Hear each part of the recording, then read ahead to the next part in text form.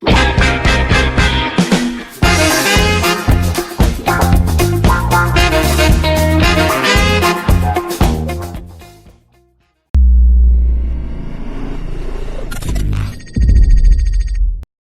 semuanya, kami dari kelompok 8. Kami di sini akan mempresentasikan untuk pelajaran pemrograman basis data.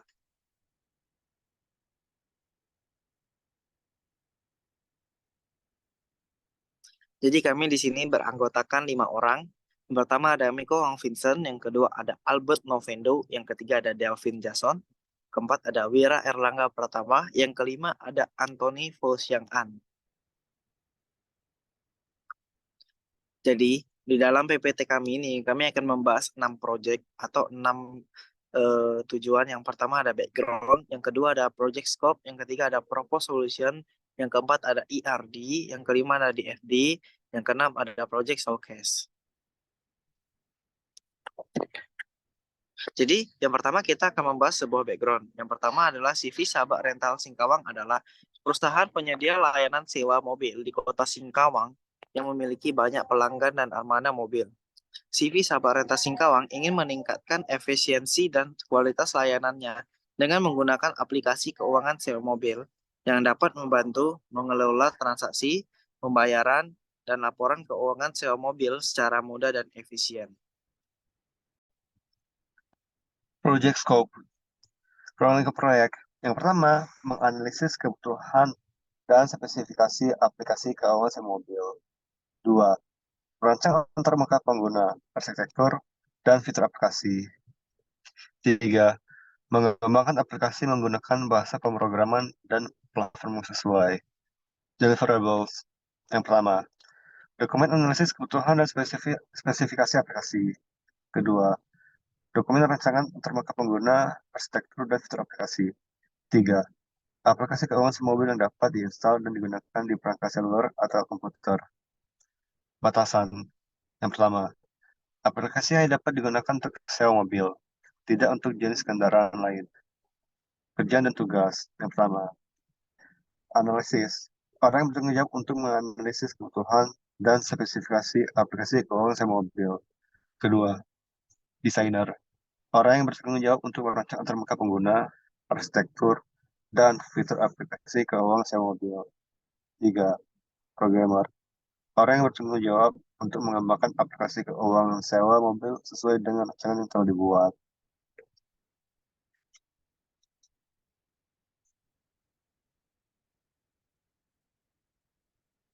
Proposed solution. Yang pertama, aplikasi keuangan sewa mobil akan memiliki desain untuk pengguna yang sederhana, intuitif, dan responsif. Aplikasi akan menggunakan warna-warna yang sesuai dengan identitas merek CV sahabat atau Singkawang. Aplikasi juga akan menggunakan ikon-ikon yang mudah dipahami oleh pengguna. Yang kedua, aplikasi keuangan sewa mobil akan menggunakan entire architecture untuk memisahkan fungsi presentasi, logika, dan data secara logis dan fisik. Dan yang terakhir ketiga, aplikasi keuangan sewa mobil akan menggunakan arsitektur client server untuk menghubungkan antara perangkat seluler atau komputer dengan database yang berada di server.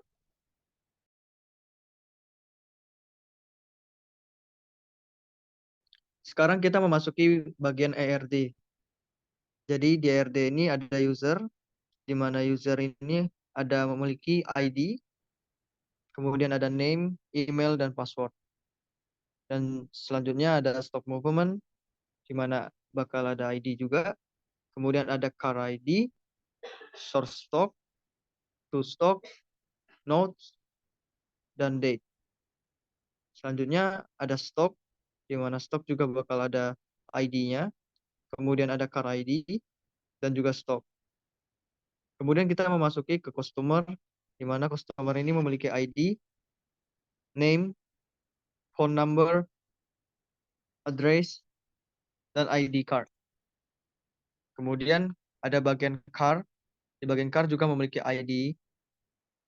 Kemudian desk, seats, baggage, price, release, and.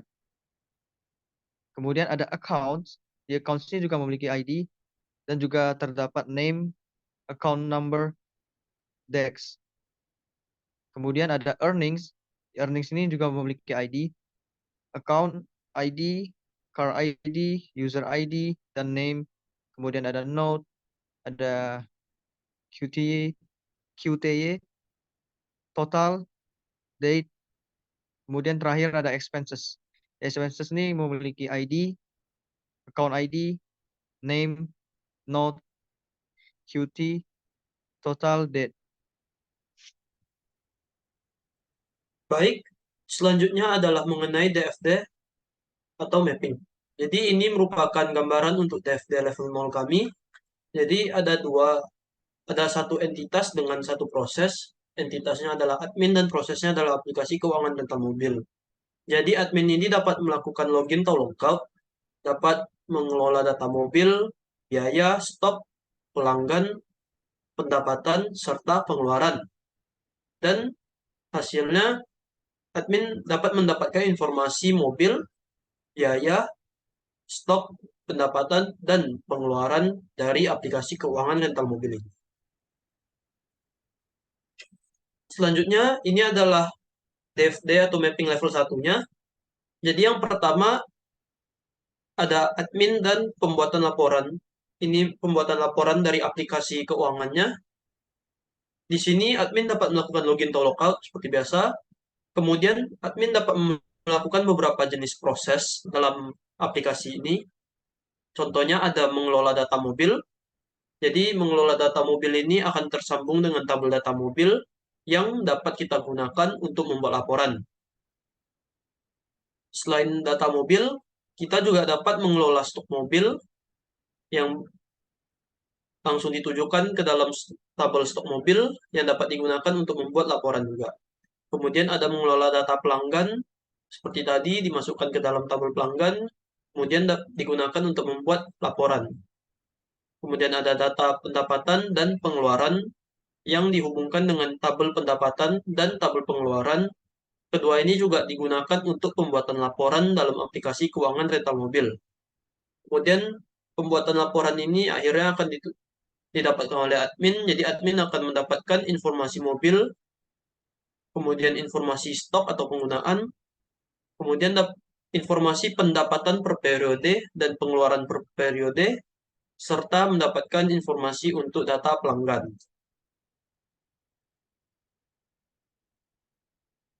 Selanjutnya, ini adalah DFD atau mapping level 2-nya.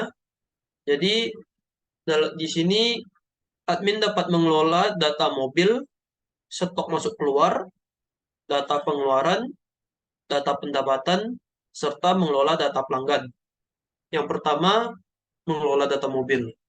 Jadi dalam data mobil ini, kita terdapat 3 proses, yaitu bisa untuk list mobil, untuk penambahan data mobil, serta untuk melihat detail mobil. Jadi list mobil dan penambahan mobil ini dihubungkan ke dalam tabel mobil, sedangkan detail mobil untuk khusus di tabel detail mobil.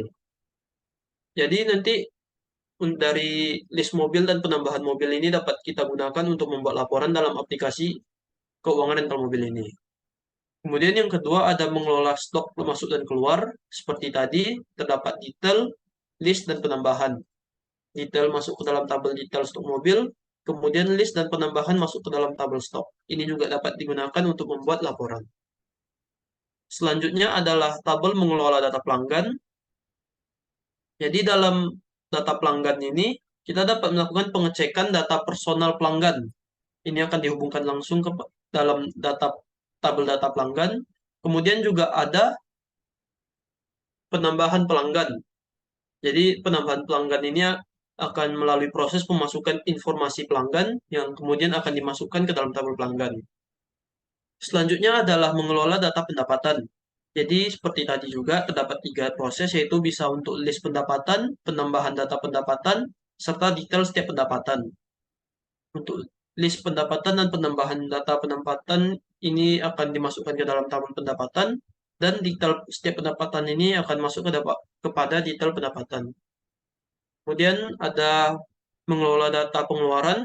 Seperti tadi juga terdapat 3 proses, yaitu yang pertama pengeluaran, list pengeluaran, kemudian ada penambahan data pengeluaran, serta ada detail setiap pengeluaran. List dan penambahan data akan dimasukkan ke dalam tabel pengeluaran, serta sedangkan detail setiap pengeluaran akan dimasukkan kepada tabel detail pengeluaran.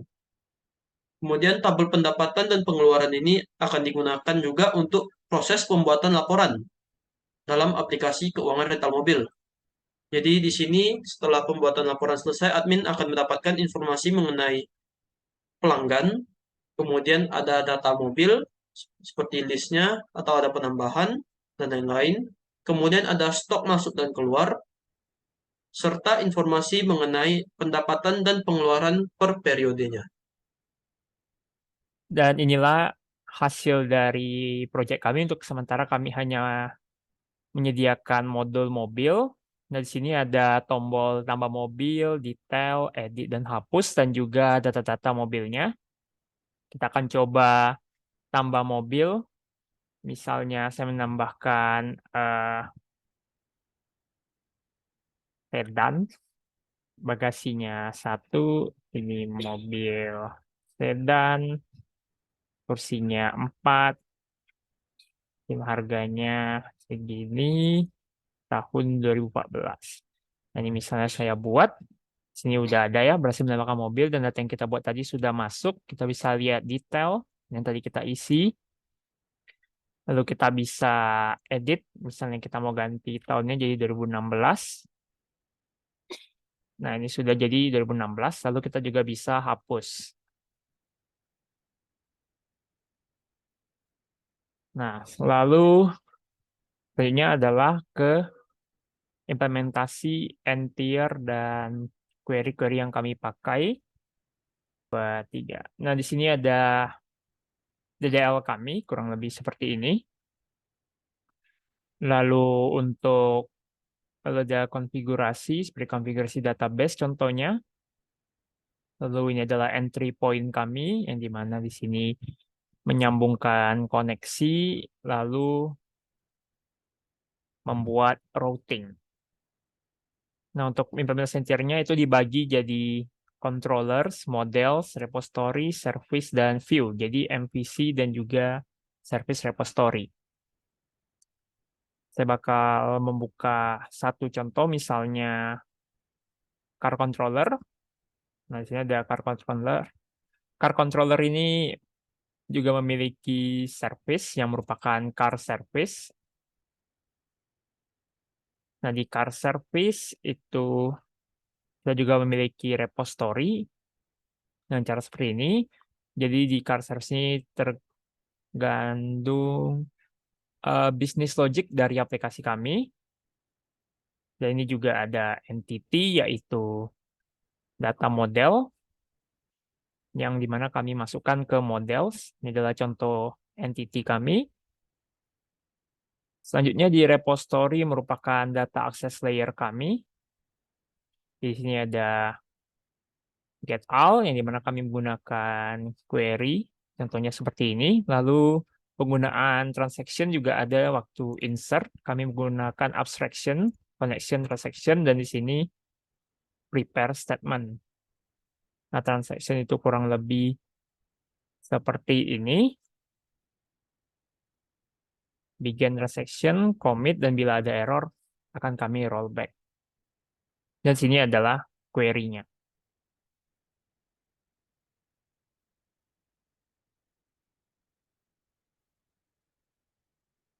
Sekian presentasi dari proyek kami. Apabila ada kesalahan, mohon maaf. Terima kasih sudah menonton.